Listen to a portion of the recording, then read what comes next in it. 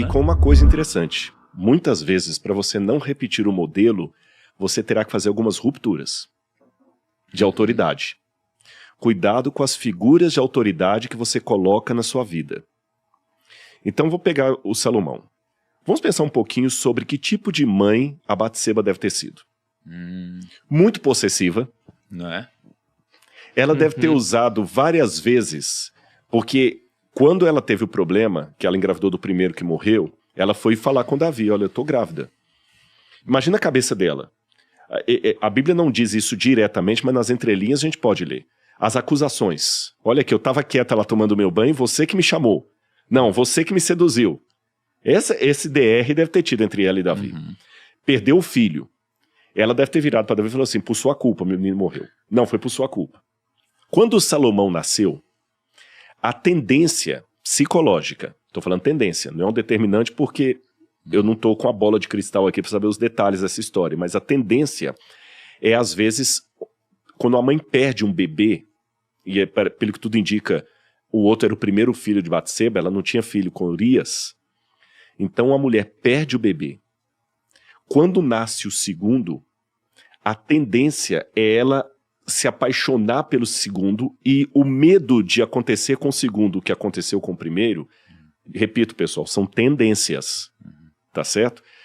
A tendência é que ela super proteja esse segundo filho. Sim. Alguns psicólogos, quando vão trabalhar com mães que perderam o primeiro bebê e tem um segundo pouco tempo depois, é trabalhar para que ela não abafe esse segundo com amores e cuidados compreensíveis, porque ela tem medo de perder. Ela não quer de novo a dor do luto.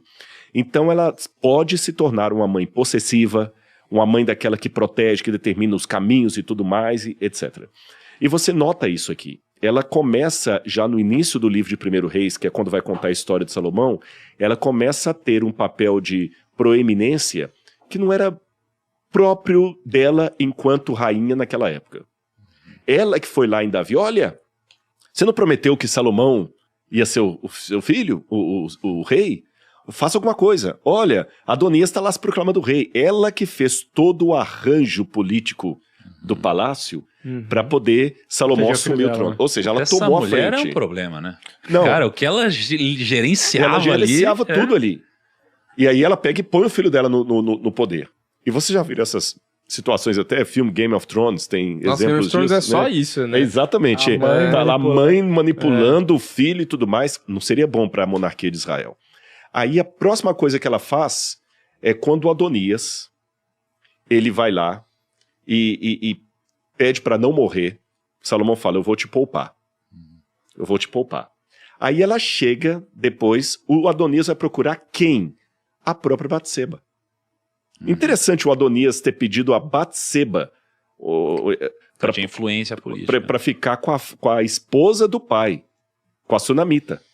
Aí a Bíblia diz aqui, eu posso ler? Olha, diz aqui, que o Adonias vai e fala com a Batseba, né? Então Batseba foi até o rei Salomão para falar-lhe a favor de Adonias. O camarada era um mau caráter e ela foi lá. O rei se levantou para recebê-la e inclinou-se diante dela.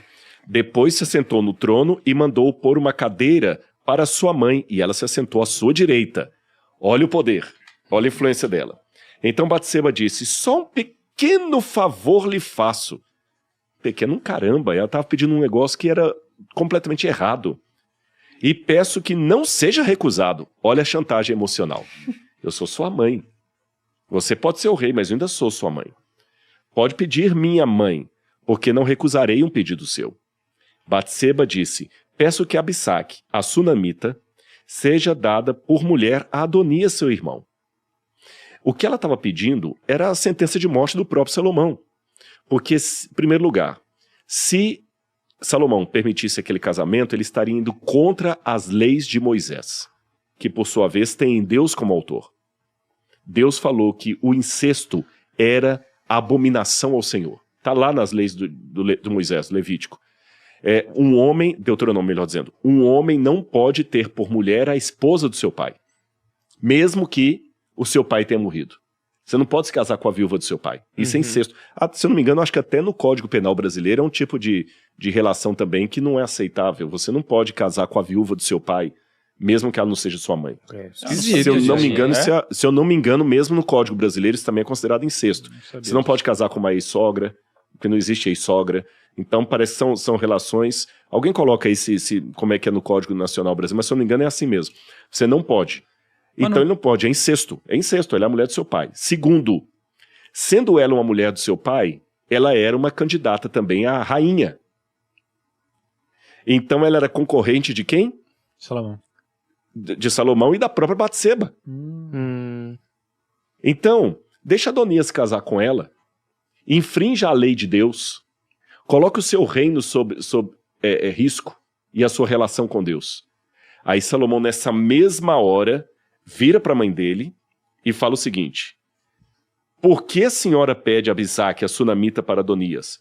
Peça também para ele o reino, porque é meu irmão mais velho, sim. Para ele também o sacerdote Abiatar e a Joabe, filho de Jerua.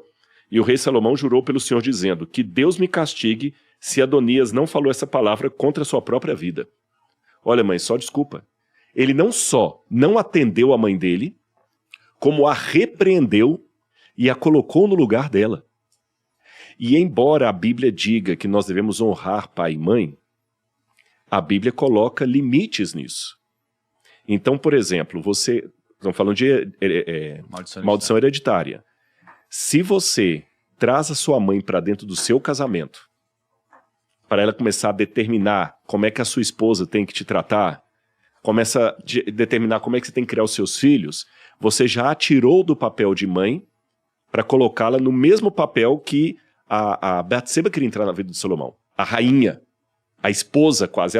O fato dela sentar do lado dele, quem sentava ali seria a esposa dele. Isso é uma questão psicológica também. Não é a mãe que senta do lado do trono do rei, é a esposa. Tem uma semiótica. Como ali, ele não né? tinha nenhuma esposa ainda, a semiótica, ela vai e assume esse papel. Daqui a pouco ela ia escolher a esposa para o filho, ela ia escolher isso para...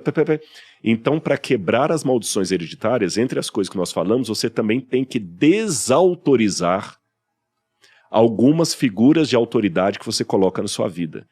Sabe? Porque às vezes, não estou falando que seu pai e sua mãe são ruins, mas às vezes pelo problema mal resolvido dele, ele vai castrar você. Sim. Tem mãe às vezes que não aceita perder o filho para outra mulher. O filho assume aquela castração psicológica que a mãe fez e ele não consegue se dar bem com mulher nenhuma. Porque eu tinha um amigo meu, já falecido, inclusive, que ele tinha uma história interessante. A mãe dele, ela sempre que ele arrumava uma namorada, ela passava mal. E quanto mais certo fosse dando o casamento, ela ia para o hospital, a pressão dela subia, uma série de coisas. Olha. Ele só conseguiu se casar com uma que a mãe arranjou para ele, que ele não gostava da menina e que era igualzinho à mãe. E ele foi infeliz. Mas toda vez que ele arrumava uma namorada, a mãe passava mal. E ele morava com ela, já estava passando dos 40 anos, não conseguia casar por causa disso. Não. Mas Você tem entendeu? um cara aí que tá por aí, tipo, não consegue Mais ou casar menos, nem a pau. O cara tá, né? Quantos anos, Kaique? Eu acho que tá aqui, bateu o quê? 11, já 12? Então vamos resolver isso. Vamos Tem uma resolver premissa, isso aqui, tem né? muita coisa, cara.